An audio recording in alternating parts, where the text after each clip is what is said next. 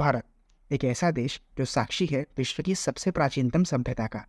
यहाँ की संस्कृति, मंदिर और स्वादिष्ट व्यंजनों के कारण हमेशा से ही हमारा देश देशी और विदेशी पर्यटकों को आकर्षित करता आया है। हमारे यहाँ की संस्कृति, प्राचीन मंदिर तथा उनकी वास्तुकला हमेशा से ही देश और विदेश के लोगों को आश्चर्य में डालती आई है। आज हम जानेंगे कहानी एक ऐसे मंदिर की जो अपने अंदर कई राज छुपाए हुए है। मैं बात कर रहा हूँ भारत के दक्षिणी छोर पर बसे राज्य केरल में स्थित श्री पद्मनाभ स्वामी मंदिर की। नमस्कार दोस्तों, स्वागत है आपका डिवाइन ट्रेल्स की अतुल्य भारत सीरीज में, जहां हम जानेंगे कहानी भारत के सभी प्राचीनतम मंदिरों की। अगर आप इस चैनल पर नए हैं तो इस चैनल को सब्सक्राइब करके हमारे साथ इस यात्रा में जुड़ जाएं। पर इस मंदिर की विशेषताओं की बात करें तो ये प्राचीन मंदिर श्रीहरि विष्णु को समर्पित है। इस मंदिर के गर्भगृह में श्रीहरि विष्णु की अनंत शयनम मूर्ति है, जिसका मतलब है कि यहाँ श्रीहरि अपने अनंत नाग पर विराजमान है। मंदिर में प्रवेश के लिए वेशभूषा के सख्त नियम हैं। यहाँ पुरुषों को धोती तथा महिलाओं को साड़ी पहनना अनिवार्य है। इस मंदिर से जुड़ी एक कथा के अनुसार एक बार अपनी नित्य दिनचर्या के अनुसार श्रीहरि के दर्शनों की आस लगाए शालिग्राम शिला की पूजा कर रहे थे। वो हर रोज अपनी आंखें बंद करके श्रीहरि की तपस्या करते। उस समय रोज एक नन्हा बालक उनके पास आकर उन्हें परेशान किया करता था। वे कई दिनों तक इस बात को नजरअंदाज करते रहे, पर एक दिन उन्हें उस बालक पर क्रोध आ गया और उन्होंने उस बालक को पकड़ लिया और उससे पूछा कि वो रोज उन्हें परेशान क्यों करता है। तब वो बालक बोला कि हे मुनिवर, आप अनेक वर्षों से जिनके दर्शनों की आस लगाए तपस्या कर रहे हैं, मैं वही हूँ। अगर आपको मेरे विराट रूप के दर्शन करने हैं तो आप आनंद कोड़ू नामक जंगल के पीछे पीछे आ जाए। ऐसा कहते ही वो बालक पलक झपकते ही गायब हो गया। अब वो मुनिवर उस बालक के कथन अनुसार आनंद कोड़ू जंगल की खोज करने लगे, मगर कई दिनों तक खोज करने पर भी उन्हें वो जंगल नहीं मिला। एक दिन जंगल की खोज करते करते वो एक बस्ती में पहुंचे, जहां एक माँ अपने शैतानी कर रहे बच्चे को चुप कराने के लिए उसे आनंद कोड़ू नामक जंगल में छोड़ने की बात कर रही थी। तब उन मुनिवर ने उस महिला से अनंत काड़ू नामक जंगल का रास्ता पूछा। बहुत देर तक चलने और मेहनत करने के बाद वो साधु एक महुआ के पेड़ के पास पहुंचे। उनके वहां पहुंचते ही महुआ का वो पेड़ बीच से कटकर गिर पड़ा और वहां उन साधु को साक्षात श्रीहरि नारायण के विराट रूप के दर्शन हुए।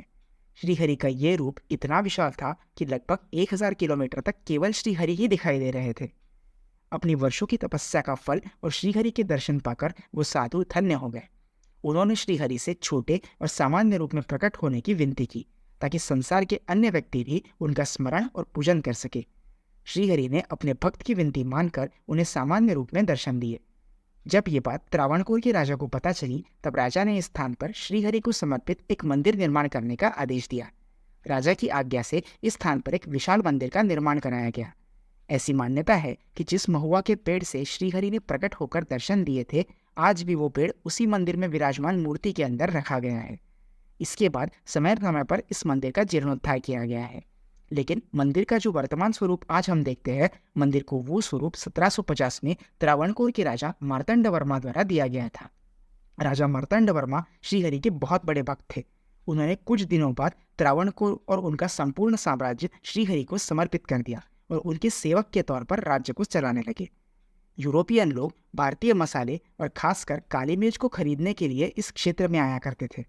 उस वक्त त्रावणकोर ने इस व्यवसाय में अपना अच्छा दबदबा बनाया रखा था। इसी कारण राजा को व्यापार से कई धन की प्राप्ति होती थी। इस धन की सुरक्षा के लिए उसे इस मंदिर में ही रखा जाता था। इस मंदिर में श्रीहरि की 18 फुट लंबी शालिग्राम से बनी मूर्ति स्थापित है। वहाँ कई दीपक जलते रहते हैं। इन्हीं दीपकों के उजाले में से भगवान के श्री दर्शन होते हैं। इन्हीं दीपकों के उजाले से भगवान के दर्शन होते हैं। स्वामी पद्मनाभ की मूर्ति में भगवान विष्णु की नाभि से निकले कमल पर जगत पिता ब्रह्मा की मूर्ति स्थापित है। यहाँ आप 3 अलग अलग दरवाजों से श्रीहरि के दर्शन कर सकते हैं। पहले दरवाजे से श्रीहरि के मुख के दर्शन होते हैं। दूसरे दरवाजे से श्रीहरि की नाभि और उस पर प्रकट हुए ब्रह्मदेव के दर्शन होते हैं और तीसरे दरवाजे से श्रीहरि के चरणों के दर्शन किए जा सकते हैं। अगर हम मंदिर के स्थापत्य की बात करें तो मंदिर का गोपुरम द्रविड़ शैली में बना हुआ है। पद्मनाभ स्वामी मंदिर दक्षिण भारत की वास्तुकला का अद्भुत उदाहरण है। मंदिर का परिसर बहुत विशाल है, जो कि 7 मंजिला ऊंचा है और जहां गोपुरम को कलाकृतियों से सुसज्जित किया गया है। मंदिर के पास ही सरोवर भी है, जो पद्मतीर्थ कुलम के नाम से भी विख्यात है। मंदिर में मनाए जाने वाले त्योहारों की बात करें तो कुछ प्रमुख त्योहार कुछ इस प्रकार है।